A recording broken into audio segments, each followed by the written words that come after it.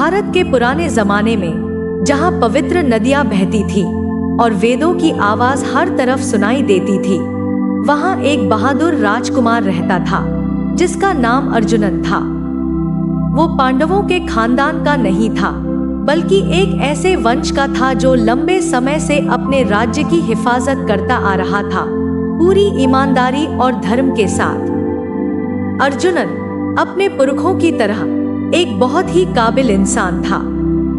उसमें ताकत थी, समझदारी थी और दिल भी बड़ा था जो कुदरत की लय के साथ ताल मिलाता था। लेकिन इसके बावजूद वो अक्सर उलझनों में फंसा रहता था। वो भगवान शिव के मंदिर में घंटों बैठकर सलाह मांगता, लेकिन हर बार वही उलझने लेकर बाहर आता जिनके साथ वो अंदर गया था। एक शाम जब सूरज डूब रहा था और उसकी सुनहरी लाल रोशनी से धरती रंगीन हो रही थी, अर्जुनन मंदिर में बैठा हुआ था। उसका मन बेचैन था। हवाओं में जंग की आहट थी, एक ऐसा युद्ध जो उसके लोगों के भविष्य का फैसला करेगा। फिर भी वो हिचकिचा रहा था, अगर ऐसा हुआ तो क्या? उसी वक्त एक बूढ़े ऋषि उसके सामने आकर खड़े हुए, एक समझदारी और सुकून से भरी हुई शख्सियत जिनकी आंखों में ब्रह्मांड का अनंत ज्ञान था। ऋषि बोले, अर्जुनन, तुम क्यों हिचकिचा रहे हो? क्या तुम्हें नहीं पता कि वक्त सबसे बेरहम ताकत है? 1 साल बाद तुम चाहोगे कि तुमने आज ही शुरुआत कर दी होती। इन शब्दों ने अर्जुनन के दिल को झकझोर दिया। ऋषि ने आगे कहा, वक्त किसी का इंतजार नहीं करता और न ही वो अनिर्णय के लिए रुकता है। वो हमेशा आगे बढ़ता रहता है और पीछे सिर्फ 2 चीजें छोड़ता है, पछतावा या नतीजे। तुम अपने दिल में कौन सी चीज रखना चाहोगे? अर्जुनन ने सिर झुका लिया। ऋषि के शब्दों का असर उस पर साफ दिख रहा था। ऋषि और करीब आए। उनकी आवाज और भी धीमी लेकिन ज्यादा असरदार हो गई। 1 साल बाद तुम चाहोगे कि तुमने उन चीजों से दूरी बना ली होती जो तुम्हारे मन को थका देती हैं।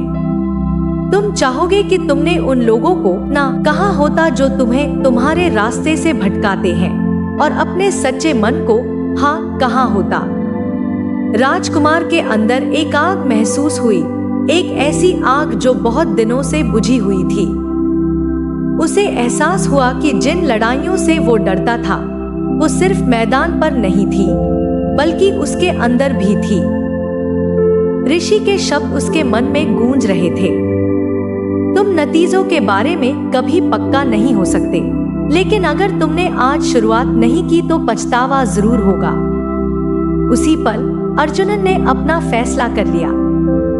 वो अब किसी साफ दिशा या यकीन का इंतजार नहीं करेगा। वो आगे बढ़ेगा, इस यकीन के साथ कि उसके पुरखों ने कभी भी अनिश्चितता के सामने घुटने नहीं टेके थे। उन्होंने इस महान जमीन, इस धर्मी सभ्यता को अपने पसीने, खून और पक्के इरादों से बनाया था। वो उनके वारिस होकर इससे कम कैसे कर सकता था? अगली सुबह जब सूरज की पहली किरणें धरती को चूम रही थी, अर्जुनन अपनी फौज के साथ आगे बढ़ा। उसका दिल अब शक से भरा नहीं था, बल्कि मजबूत इरादों से भरा हुआ था। उसने अपने लोगों की रहनुमाई की, न सिर्फ अपने दुश्मनों के खिलाफ, बल्कि अपने अंदर के दुश्मनों के खिलाफ भी। डर, हिचकिचाहट और अनिर्णय।